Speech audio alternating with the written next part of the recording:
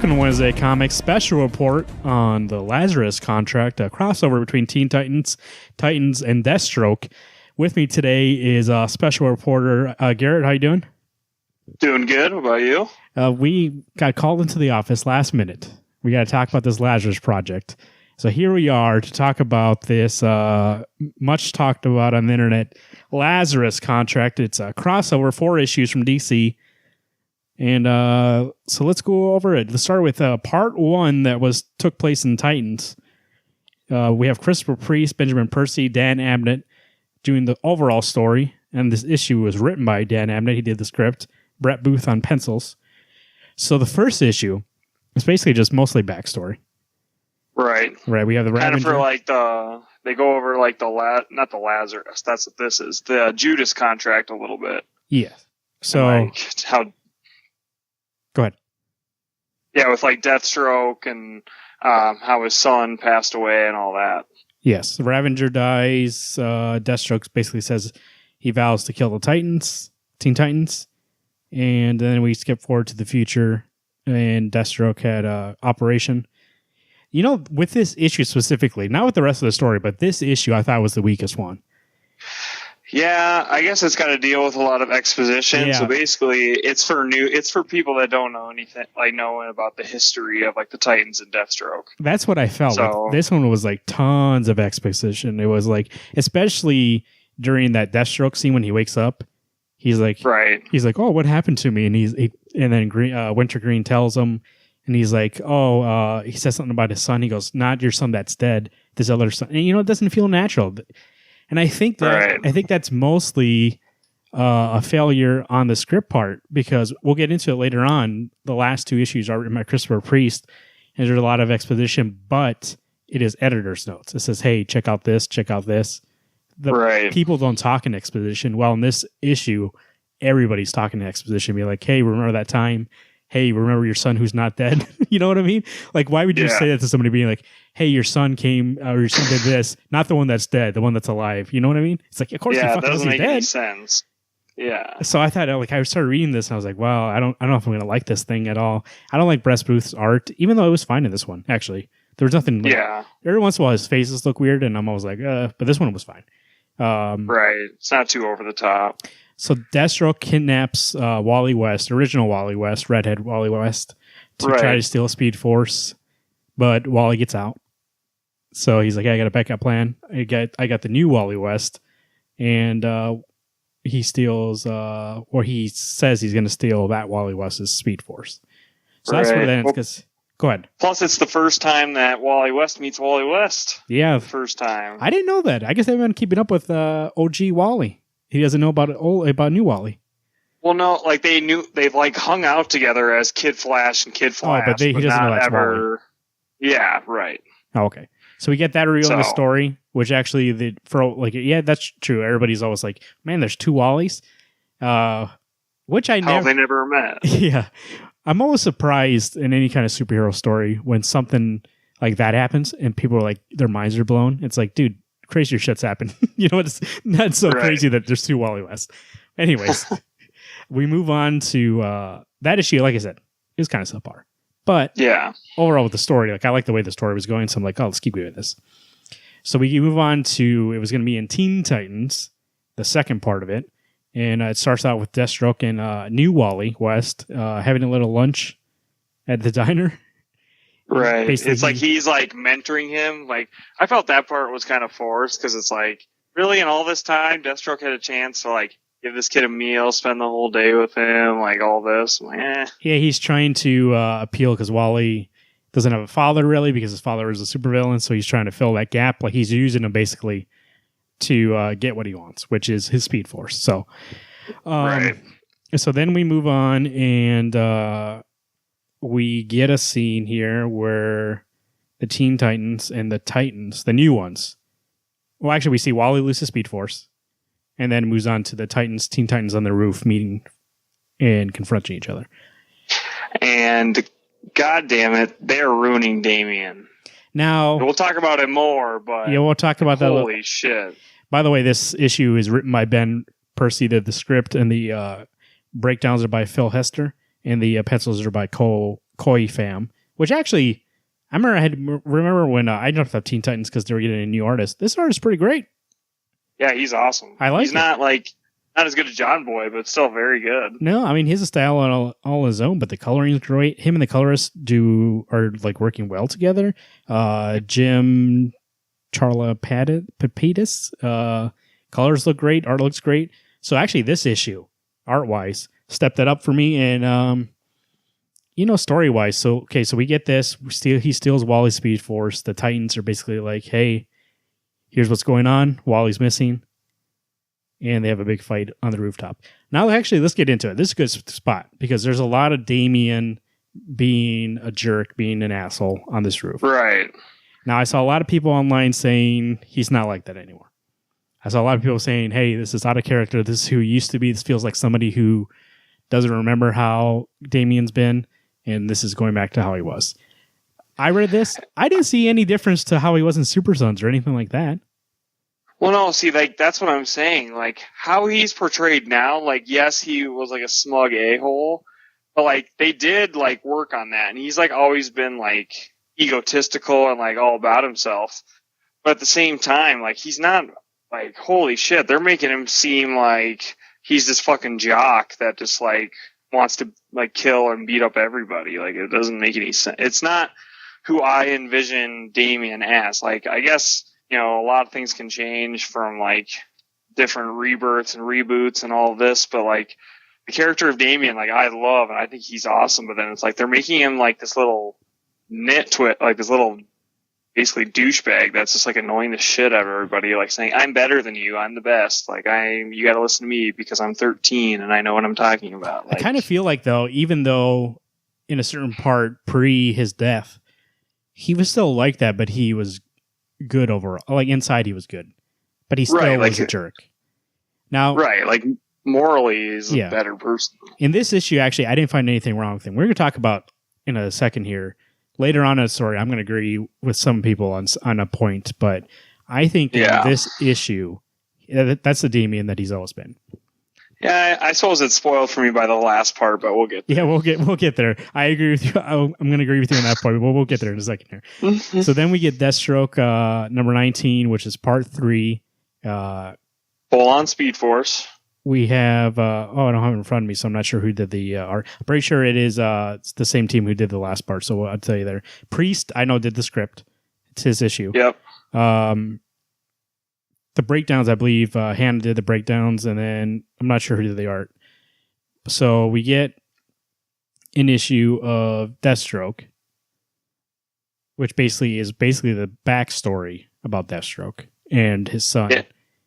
Right. And how his son doesn't like him, and why he doesn't like him, and how his son became part of Hive, why he left and went part of Hive and got tricked into this whole thing. Basically explaining why this means so much to Deathstroke, why he's going after the Speed Force, why he wants to go back and save his son. Because he knows that he fucked up as a father. He knows. And Wintergreen explains this later on.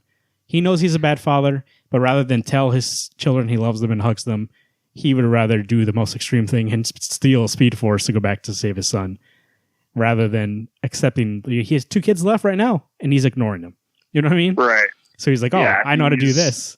I know how to do this. I'm a man of action. Let's do this. Rather than being like, hey, let's love what I have and let's move on. So exactly. That basically was that issue. And I thought that issue was great, but I like Deathstroke. I'm not sure. What do you think about that issue? Yeah, I read the first arc of Christopher Priest's run on Deathstroke, and it ties into a lot of him being an asshole to his children. So, thankfully, I read that, because, when you get to this part, it's he's the biggest douchebag to his son ever. And so, they never had that huge bond. It's just Deathstroke, being a father, he still lost his son, no matter how frayed your relationship is. So, but you're right. Instead of just patching up with things that what he already has, he's like, well, I know how to redeem myself. I'll go back in time, get my other kid, and then everything's good because I did a good deed. And it's it doesn't work that way. He's like, oh, I know how to put my gear on and go do something about it. And he's like, okay, well, how about you take the gear off for a second? and be a father. You know what I mean? Right. Anything else happen in that issue? I don't have that one in front of me. I have the other 3, but not that one. I missed it. I left it downstairs. No, it was just a lot of his internal demons, and then there was some exposition with him, running away from some of the Titans and stuff, fighting them briefly. But I thought it was a great issue. I feel like maybe earlier in the story it would have been better, because then maybe there's more weight to what he's doing early on. Right. At that point, it's you mean, yeah, you're well, we kind of had a good idea why he's doing this. Now they're just oh, wait, let's really tell you why he's doing this. Now, retroactively, I'm trying to think back and be okay, well, I know why he's doing it now. It makes sense. All his, how his logic works is working out for me now. I figure it out, but it's I wish that, and if you've been reading Deathstroke, you know how he's kind of conflicted with his children. He'll go and, to bring himself closer to his daughter, he put out a hit on her so he could save her. You know what I mean? It's what the fuck right. He's not a simple man, but so I understood that all. So I was okay reading those first 2 issues, but when I got to that third one, I was really, for somebody brand new, that should have been issue 1. And then we get 2, then we get what was number 1 in this series, where Ravager dies.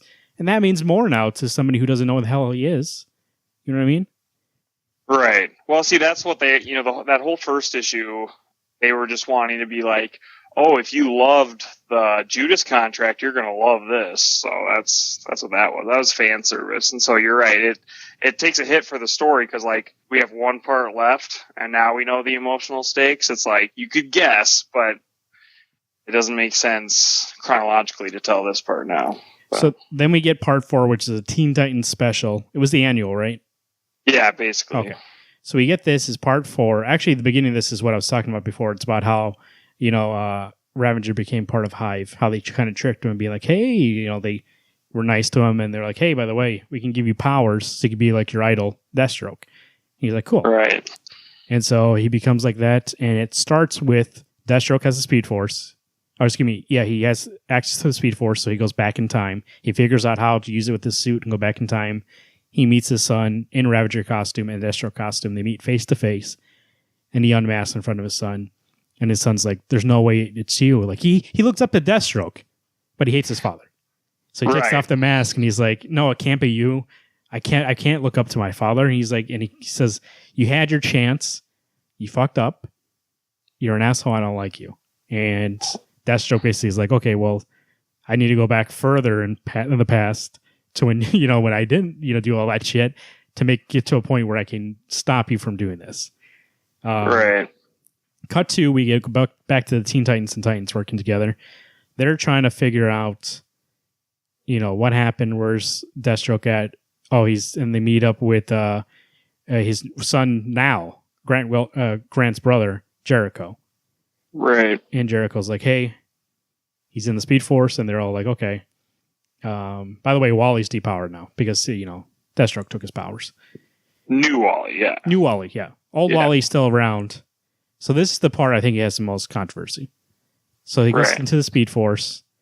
The Teen Titans, or the Titans, meet the old Teen Titans from the past.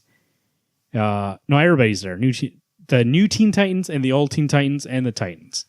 So we have old Dick Grayson, old Wally West, but they're younger. It's kind of hard to explain unless you read the issue. But basically, two different timelines of Teen Titans, and then the actual Titans grown up.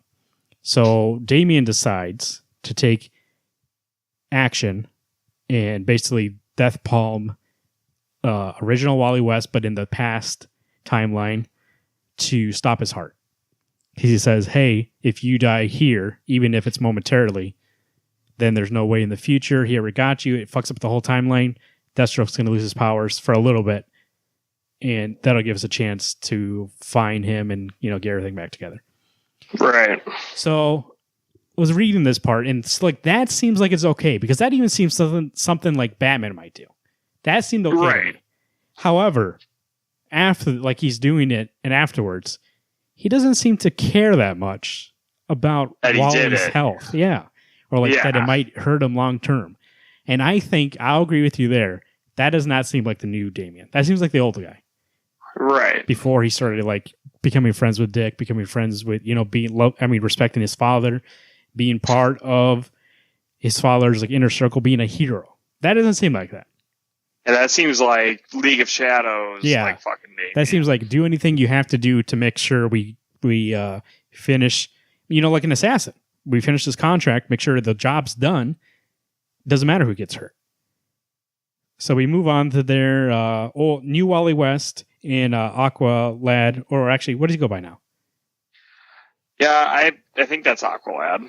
It's like the rise of Aqualad is the storyline going on right now. The old Aqualad goes by different names, so this is a new one. So they get picked up by Wintergreen. Wintergreen's like, "Hey, I'll take you. I'll explain what's happening." They go off. Deathstroke's still arguing with his son. The palm strike to Wally West fucks up the timeline so much that Ravager like bleeds out of every orifice and like dies basically. And Deathstroke's like, all right. So he goes back to meet the Teen Titans. He goes, what? Like, you guys killed my son basically again in front of me. Mm-hmm. That's it. And he's like, okay. And they're like, okay, what do you mean that's it? And he's like, I'm done being Deathstroke. Like, I can't do this anymore. Which is like, I mean, I don't know if like that really, I mean, it kind of solidifies what this story's whole bit about. And I feel like this whole thing is, I think it's more for people who've been reading Deathstroke than anything. Yeah, I mean, I thought that was the weakest part of the story, though, because like he loses his son again, but is that grounds for him to stop being an assassin? Well, I don't understand. That's what I mean. That connection. Like, we've been building at this actually in Deathstroke. He's been fighting with it for a while, so that's why I mean, like, this means more to me than probably to you. Yeah, so I have to find kind of weird that like this is like the climax of this crossover is more for people who are reading Deathstroke than reading Titans or Teen Titans. Now we do get 2 epilogues, kind of aftermaths, yeah. And I think those mean more for people who are reading those books. We see Damien's basically tell New Wally West, "Hey, you're out of the fucking group. You messed up by having lunch with Deathstroke and becoming his friend, and he took your power. You're out." Right. That part too, I was like, okay, that's kind of a weak epilogue just because, like, you saw it coming a mile away. He was treating him like shit the entire time. Yeah. So, and then, again, it's the no remorse that Damien has. Like, he's just, you're so bitter from what he already did. You're just like, God, fuck this kid.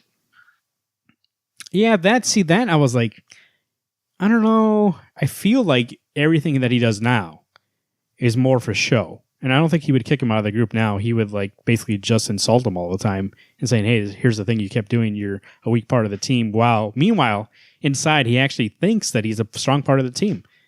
Right. Basically, once he got his powers back, he helped them out at the end. Mm-hmm. So, by the way, old Wally West comes back to life. He's okay. However, next epilogue, now he has a heart problem. Can't be the Flash anymore because he might put too much stress on his heart. Might die. Yeah, he has a pacemaker. He's got a pacemaker now because he changed the timeline. Damien did by palm striking him. So now he's had a pacemaker forever, and the doctor says, "Hey, you want to be the Flash or you want to live?" You know what I mean? Right. So now that's happening in Titans. Which actually, here's the thing. I know we talked about a little bit before we started here that there was some controversy that people were like, "Why Wally again? Why you always got to shit on Wally? Why is everybody going after Wally?" And actually, I'm in the camp a little bit, but let's play devil's advocate for a second. Okay. I don't if there's anybody that's going to be affected majorly, Wally's been back for a little bit. That's the only person really you can do it to. You know what I mean? Yeah, I suppose. But I think it's an interesting story point. It's like he now physically cannot be the Flash without dying. Now he has to try to be the Flash and not kill himself, which I think is interesting. It's a nice change. Yeah, it is. It's a good plot device. I mean, it's a good change in story enough to make you see that there's real stakes for all this time traveling. You can't just go back in time, change a couple things, and then it's all going to work out. They talked about it in that story. It was like, you can't go back and, I mean, there's the chance the world might not be here because you did something in the past. Right. Now, so overall, the whole thing, first issue was kind of weak, but then it picked up. Second issue I liked a lot. Third one I really liked, and the fourth one was good. Now, I think that actually the third one I liked the most, but overall, I think it was a solid 8. It's a good crossover, I thought. Yeah, it's just, it leaves you a lot of questions about characters, because, like, even, the biggest, like, disappointment of this whole crossover for me was Dick Grayson. How much of a pass... Yeah, that's what I was going to say. Let's talk about this controversy. So, people on the internet, in very niche groups, but still, Twitter, on Christopher Priest has a website, people went crazy saying, hey, these aren't the characters I know, and you did stuff to these characters I don't like. Wally, Dick Grayson, Damien, basically those 3. Mm-hmm. So let's start with, Dick Grayson first. Christopher Priest says that he thinks Dick Grayson is the most wonder-bred superhero there is. There's nothing exciting about him. He's just a plain Jane that all he likes is a goody two-shoes, and he doesn't really like him. And that's what you're talking about in this story. He's kind of written that way. That pisses me off that he's like, you can tell it in his story, and it's like, okay, that's cool if it's like when Dan DiDio hated him wearing blue. It's like, if you hate that, whatever, but you can't change the character because it's like what Frank Miller does in The Dark Knight Returns. He makes Superman a fucking narcissist. And it's like, seriously? You can't just ignore a character's point in the team to serve your story. By the way, Christopher Priest is getting the most hate out of anybody. I didn't see anybody attacking Dan or Ben Percy about this. That's true. Christopher Priest was like, he wrote 2 of the 3 stories, to be fair. I mean, 2 of the 4. Yeah. Right. And those 2 are the ones where they had the major changes. So I can understand. He brings up a good point. He brings up being like, I haven't kept up with Dick Grayson, and he's always been like that whenever I read him. So he's like, I don't have time to read 1,000 comics. And maybe I understand from that standpoint, like, that's an editor's job to make sure the characters feel real. So my question is where's the editorial on this to be like, hey, this character is not really like that anymore, especially with Damien. Be like, I don't think he really would do that. And like, give hints, give notes about the story. Right. So I don't really think it falls on any of these 3 writers at all. I mean, they know how to write a good story. I think it feels like there should be an editor to be like, hey, he should be reading 1,000 books. It'd be like, that's in keeping up with like continuity. I mean, that's basically back in the day, like when it was, Marvel's Jim Shooter era. That's basically like all they did was they made sure continuity was there. So are we in an age now where continuity doesn't matter and it's more about let's tell this story and use the characters how they are? I mean, we've seen a lot. Civil War II, Secret Empire, people changing just for the sake of the story. Is continuity dead, or is it just something that people have been slacking on? Yeah, see, that's a good point because an editor, if they really knew who their character was, would not allow this story. But maybe it's kind of like like Image Comics. They don't really. I mean, they have sometimes they have editors on books, otherwise they don't. And so I think they're wondering, if we give them more freedom, they're going to tell great stories. And that works to an extent when you've got characters that have not necessarily been set in stone, but have their own comic landmarks. You can't just throw that out for the sake of a story. You couldn't say that, Dick Grayson is, I don't know, I'd come up with something stupid, but you can't change him just because you're like, well, that doesn't work with my story. It's like, no, your story should still work with keeping the character who they're supposed to be. Yeah, I know that. I agree with you there. The character has to be who they are. Otherwise, why are you putting in the story? What's the get point? Somebody else then. Maybe have Dick Grayson dealing with his shit in Bloodhaven if you don't want him in the book. Yeah. There's plenty of ways to get him out of that story if you're not a fan. How they react to what's happening is why we're reading that book. So I agree on that. Yeah. They should act like they're supposed to be acting. Continuity, and continuity in terms of how was Batman in 15 places at once? I thought Batman was left-handed. That kind of shit. I was okay, who cares? That doesn't matter to the story.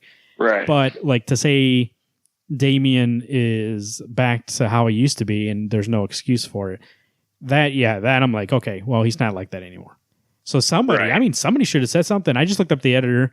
I don't recognize who it is. I'm not sure if they're new or whatever, but it does feel like that these three were just told, hey, do what you want. And they did. Right. And like, this is what we got. I think the story overall is good, but I agree with people saying that, Grayson's not who he is, or it's written to be a shell of who he is. Right. It's not the Dick Grayson that we've seen from Nightwing. It's not the Dick Grayson that we saw become Batman and like go through all that evolution. It's not him. It felt like Captain America in Civil War 2, where he basically does nothing the whole time. Yeah. He's one of the most, he's like one of the most caring, like whatever. But, I get he's a bystander. But still, yeah, he doesn't do shit. Yeah, why he's in this story, he's a bystander. Yeah. He just had to be included so that, because he was part of the original Teen Titans that, were there when Ravager died. So it makes sense for him to be there when he's older. I mean, basically all the Titans, besides Wally. I mean, what else would they do? Right. Not much. No, it was for Wally to be there and to see them to react to Wally having a pacemaker. That's what they ran the story for. Yes. So I feel like they could have done maybe like instead of doing. I don't think it should have been a crossover. Like Titans. Yeah. It should have just been a like Deathstroke. Yeah. And then they should have just been in it. I don't understand why it need to be a crossover. So I'll agree with that point. It's like, why is it a crossover for? Why take time out of Teen Titans or Titans to tell a story? And I haven't been reading it, so I don't know if it's been ramping up to this thing. But not really. It was kind of like out of the blue. It has been in Deathstroke. I mean, like this. Like I said, this feels like a Deathstroke story. Like this is payoff. The major payoff in this thing is Deathstroke. So in the epilogue is a Deathstroke number 20. So like obviously is a Deathstroke story. So I'm not sure. I mean, I know he's a big part of the Teen Titans history, and I believe that's why they're in it. But like I said, why crossover? Yeah. Wally West, going back to Wally West, he gets the death palm and he has a pacemaker now. He can't run it. People are mad about that. Like you said, Wally West has been through enough shit. He's been right. He was gone for a long time. He came back finally. Everybody's happy. He's trying to get together with Linda again, and then now he doesn't have his kids. Yeah, he doesn't have his kids. His life's all fucked up. And then they go, okay, put another thing on him. He has a pacemaker now, and he can't be the Flash. I agree. It's like I like Wally a lot. I agree. It's like why the guy's already dealing with enough. He doesn't need more conflict. Why this? So, but it feels like almost, like I said, it seems interesting. The plot point, like who else? It is. I mean, that's good storytelling. To be honest, like people might hate it, but hey, struggles make a hero, and it's like, yeah, he's got a lot more. Like he's almost got. It's getting close to Batman struggles, but that helps propel you. But Jesus. But this guy one good thing then, for crying out loud. Yeah. But like I said, it feels like who else are they going to give it to? Like they need to give it to a speedster. So either they give it to Wally, new Wally, or old Wally. And I feel like at this point they were like, well, we can't give him a pacemaker and make him almost want to die and then have Damien kick him out of the Teen Titans. That's too much. You know what I mean? Yeah, right. So they were like, okay, we'll give it to Wally then. And it just feels like it's like, okay. I understand, like that part of that story made sense. Yeah, he gets hurt or he dies for a little bit, and that makes it so that the whole thing time stream gets fucked up for a second. I think I don't even know. Like I said, interesting plot point, but is it necessary for the character? I'm not sure about that. Actually, I don't have a conclusion to that. Yeah, but I'll agree. I'm not surprised that people are mad about it. I understand it. Yeah, and it's going to be interesting to see in each of these stories, because like that's one of the times that a crossover actually did affect each book. Like not one book. I mean, yeah, Deathstroke, he's not going to be who he is anymore. But everything else, like each book will have something to carry off of. But I just feel bad for the people reading like that read the issue before this for Titans or Teen Titans, and then after they're going to be like, holy shit, this took a turn, because it's been about like, not necessarily, it kind of feels like that New 52 Superman kind of feel, like kind of fear and like hate, anger, like all that. It's like, Actually, I think you might have just answered my question. Why does it need to be a crossover? I think it needs to be a crossover because something happened to both Wallies. And if it just was in Deathstroke, you can't just be like, oh, by the way, in Deathstroke, this happened. So now that it actually is part of Teen Titans and Titans, you can be like, okay, it actually happened in their books. You know what I mean? Right. These major character moments. Yeah, if you didn't read that, you're going to be missing out on something. So, yeah, I mean, it's hard to, from my standpoint at least, it's hard for me to be like, because then you're kind of, it's kind of like the decision between what's better for the story and what is better being a fan of these characters. And that's basically what Christopher Priest said in his, he has a blog, and he was like, okay, so you're saying I got these characters wrong. What do we need to do to make them better in the future? Like, how's Nightwing supposed to be? How's Damian supposed to be? What do you want to do? And I'm not saying let's keep shitting on how I did it wrong. Let's tell me what you want. And that's a question that actually is very interesting. What do fans want? Do they want their characters to always be the same? Or they want their characters to have things happen to them like Wally, old Wally with the heart thing, that are interesting plot points? Or do they just want the status quo all the time? Yeah, that's true. I mean, that's what it'll always be like. And if someone tries to mess with it, fans are always going to be pissed. But I think it was a good call on again, if you don't add up all of Wally's other issues, like, I feel like that should have been, like, consulted with Jeff Johns, like, hey, we're going to fuck up Wally a little bit more. Is that okay, like, with your whole grand scheme of things? Because, like, I don't know if, like, Jeff Johns is on board for this or not. Yeah, it seems like Wally might play a part in the Watchmen thing, which also, like, you had theorized that the Watchmen thing is going to reset a bunch of things. Right. So maybe he just goes back to, like, it's just going to be a temporary issue that he runs into. We'll get one arc out of it, a couple arcs maybe, and then Watchmen happens, and then, you know what, he's back to normal. Yeah, I kind of hope it doesn't do that, for the fact that, like, this crossover will then go back to that, well, it all got fixed anyways. So, like, that, I mean, we know it's going to happen sometime, but, if you're going to tell a 4-part story, why don't you let it stick a while? I think maybe that's why I'm not so upset. And I'm like, okay, let's see where this story goes. It's because in comics, it happens all the time. Like, somebody will lose their hand, Alfred, and then, like in 2 arcs, he has it back. Like, nothing ever stays changed. I mean, that's basically Christopher Priest said, was like, hey, you guys want the status quo, or do you want a new direction for the story? And it's not a thing that is permanent. And we all know that. If somebody dies, it's not permanent. Wally was dead for a long time. He's back. Even Barry was. Barry was gone for like 30 years. That's what I mean. It's like, these days, the only people that stay dead are Uncle Ben. For a while it was Bucky Barnes, but he's back. You know what I mean? It's like the things that people thought were sacred aren't sacred. The things, I mean, Uncle Ben, didn't he come back in that conspiracy, that clone conspiracy? Or was it fake? No. He offered the choice to Peter, and Peter was like, no. Oh, okay. But you know what I mean? Anything that is happening in comics, I can't think of anything. And I'm sure there are a couple. Gwen Stacy being dead, but then you get an alternate dimension version of her. You know what I mean? It's like things will happen in comics that you won't like. And you know what? Interesting stories come out of those conflicts, come out of those changes. And then guess what? You don't like it? Wait 6 issues, wait 12 issues, it's back to normal. Right. I mean, that's what people were talking about with, like, Snyder's run of Batman. Like, all this stuff was happening to him, and the last issue basically is literally a story about resetting Batman to normal. And it's like, okay. Yeah. I mean, not that is, I'm not saying don't get upset about this kind of stuff because it's going to be back to how you want it anyways.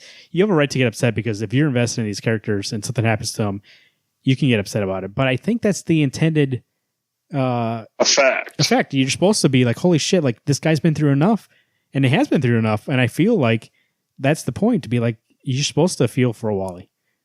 But to attack the writers like that, I think you're missing the point if you're doing that.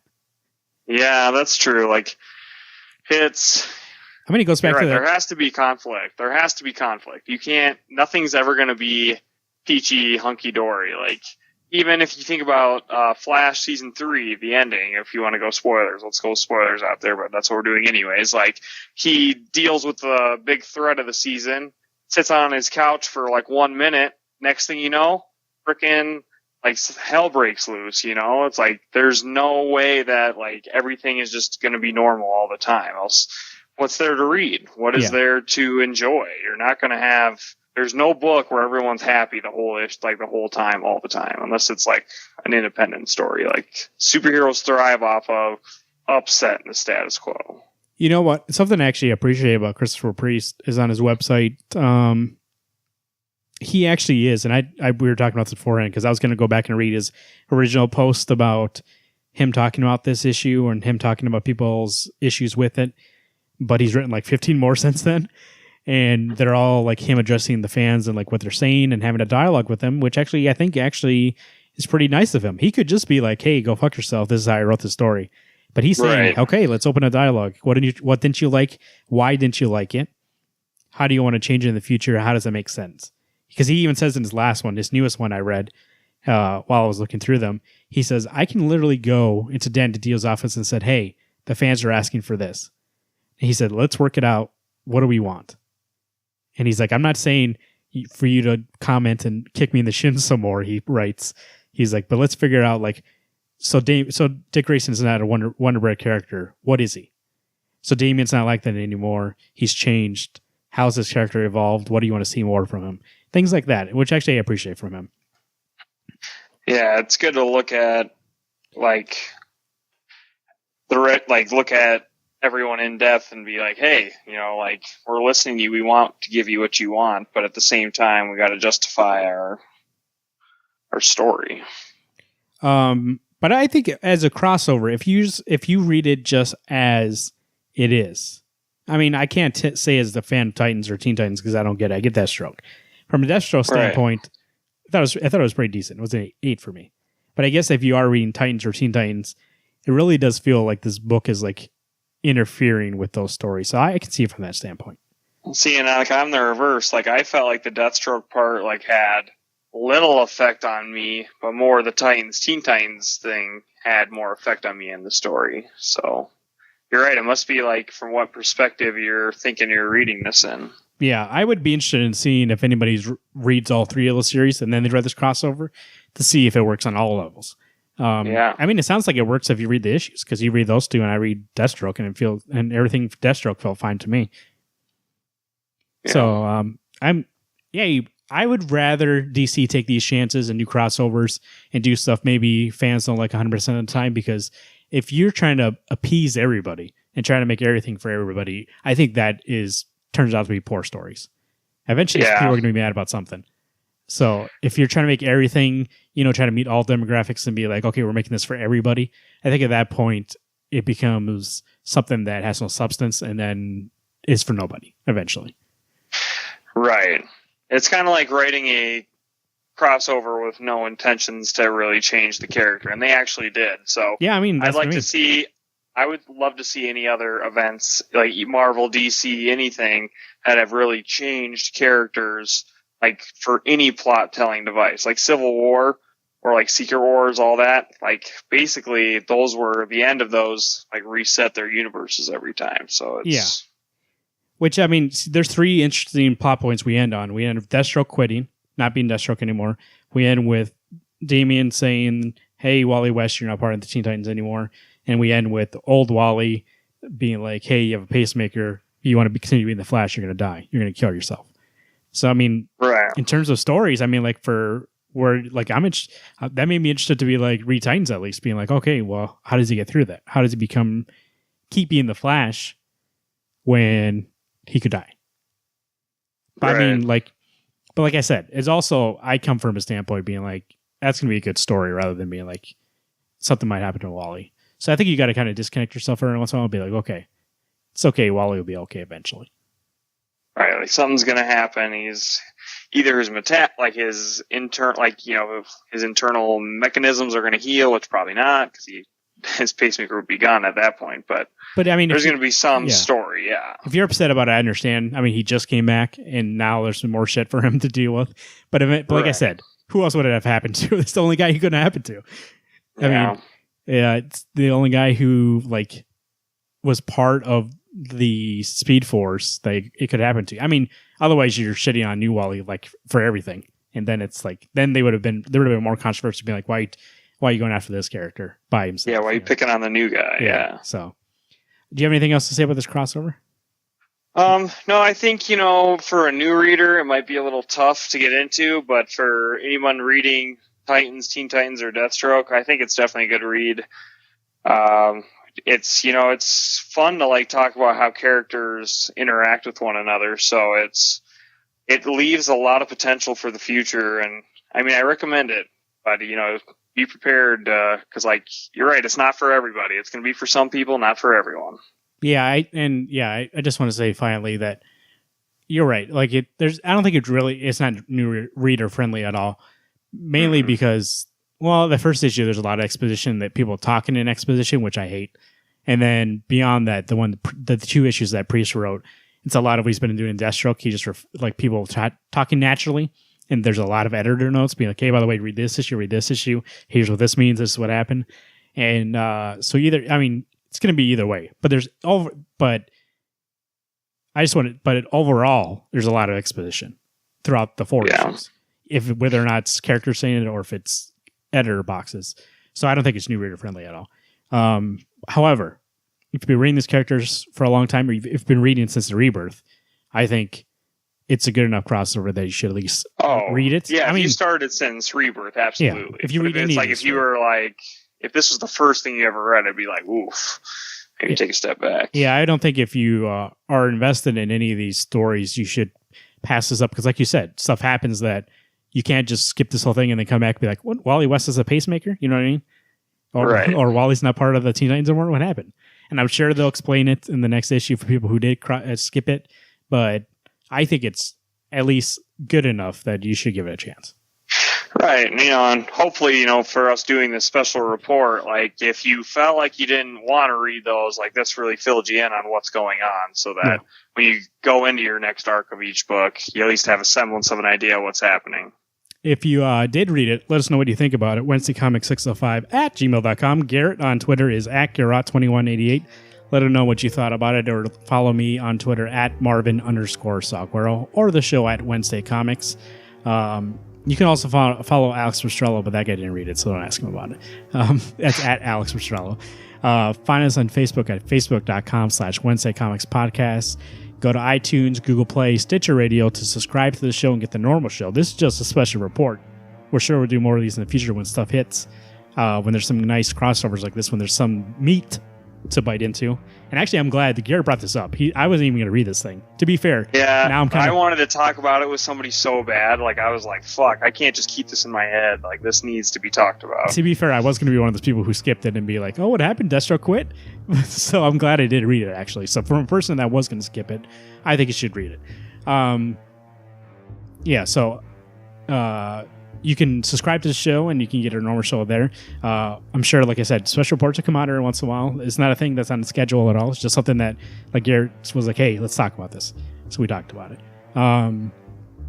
You can go ahead and pick up these comics at Random Comics and Cards. Go to randomcomicsandcards.com and make sure to follow our other sponsor, roots.swampthing.com, for information about Swamp Thing. This has been Special Reports. Marvin signing out. Garrett signing off. And that's the way it is.